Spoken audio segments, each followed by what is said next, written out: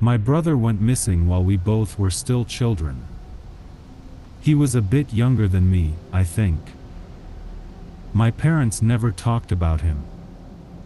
One day, he was simply gone. I came home from the special place they had sent me to, and he wasn't there anymore. I hadn't seen him since. There was this rule in our household: we don't talk about my brother. I could barely remember him. We were so young back then. And when he disappeared, all traces of him were gone as well. As if he had never existed. But now, he has returned. Shortly after Mama died. We had kept the rule over all those years. I had almost forgotten about him. She didn't mention him one last time on her deathbed. The final piece of him would have left this world with her. But now, he is back. I was cleaning the basement. He was lying on a dirty mattress in a cluttered corner. Sleeping deeply, I had to wake him up. Although all those years had passed, I recognized him instantly. The man on the filthy cushions wore the shabby mask of a rabbit. It was one thing I had never forgotten about him, the one image they could not erase from my mind: my brother, wearing this gruesome mask, dirty white, tainted, old. He told me that he had heard of Mama's death. Time to come home. That he had missed me in all those years traveling, passing through nameless towns, always hiding. He described his life in the past years as a fever dream, almost unreal. But now we could be together again, like back then when we were children. "Why did you go away?" I asked him. "You know why. I did bad things. Mama and Papa made my mistakes disappear for a time, but they could not do it forever. The walls were getting packed and smelly. They said we have to kill the sickness inside of me. So, they made me go away and made sure I stayed away. All those pills and medics. Freedom, finally. With our parents gone, he could release the thing they called his sickness. And he had given in already. A woman had disappeared in our town. His work. "Look," he said, and pushed the pillow he had on his mattress aside. I saw the stump of an arm looking out from under his pillow. "They are looking for her already," he said with a childish grin on his face. "Look, they talk about her in the newspaper." He handed me a wet paper with an article about the missing girl and her picture. She looked familiar. I stood up, slowly, apathetic. I should have been shocked, but I wasn't. I simply continued cleaning the basement. An old mirror. I moved it. The face of a rabbit, dirty white silicone skin, looking at me, imitating all my movements. Finally, we were free.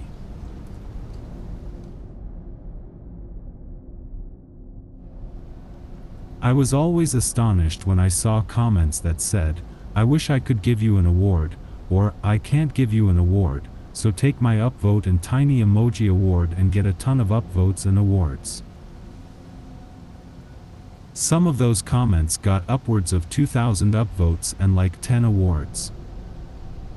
Meanwhile, I spent hours coming up with, quite possibly, the best joke ever, and the only thing I had to show for it was a bunch of Reddit cares messages. Complete and utter bullshit. Anyway, I was browsing through Reddit, and I saw a hilarious meme. I think it was of an orange giving DJT a golden shower, and I wanted to give the OP an award, but I was running low on coins. So, I commented something to the effect of "Noise. Lols." I wish I could give you an award and upvote your post twice, and sure enough, the upvotes and awards started coming in. It was my highest awarded and upvoted comment/post ever. I laughed hysterically at the ridiculousness of it all and cried myself to sleep at the ridiculousness of it all. When I wake in the morning, I usually check my notifications and look at how many upvotes or awards I received for whatever I posted the night before. When I clicked on the icon to go to my profile, I saw that I had a couple of thousand Reddit coins. What the hell? I immediately thought and signed into my banking app to see if I unconsciously bought more coins. I had not, and the last transaction was for Pornhub Premium. While grateful for the coin donation, I thought it was super weird and creepy, so I changed my password. I figured someone had to have hacked into my account, and I didn't want to invite any disaster. I slept terribly that night and woke up with the only pain in my neck. It felt like I had slept on a bag of rocks. I tried to fluff up my pillow and was shocked at what was inside. It was filled with all manner of loose change. I was genuinely horrified and perplexed at the same time. How did the coins get in my pillow? Who put them there? Why didn't I wake up? I started to say, "What the?" but stopped when I realized that my tongue didn't meet any resistance because all my teeth were gone.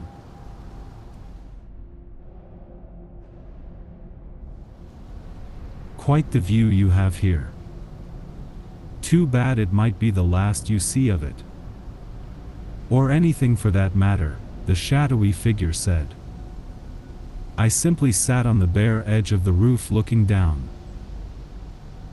He was right though, on the small chance that I did survive, I'd be totally boned.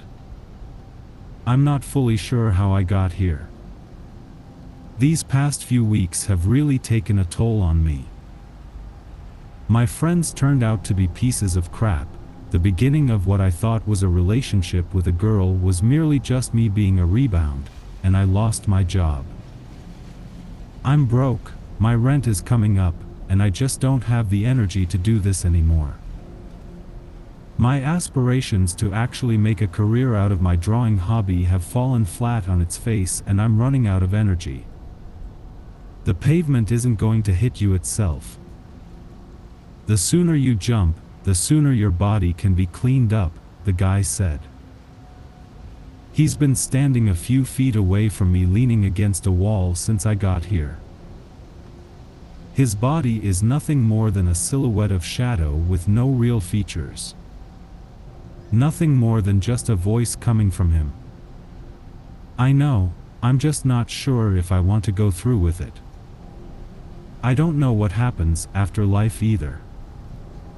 There comes a time in a person's life when they are on the brink of death, and they won't know what will happen afterward. If anything at all. Think about it, all of these things have happened to you. Nothing you do seems to make anything better. What kind of cruel godlike entity would let you suffer this way? Karma doesn't seem to be a thing. Just give up already. The sweet release of death couldn't be any worse than what you're going through right now. I know, but with bad days come good days. Life has meaning when you actively try to change it. I could work harder, try to establish relationships with people, and turn everything around. I just need time. I reply. Tell you what, follow me, the entity says, motioning me over towards the roof's door. I follow him to the third-floor porch. Why take me here?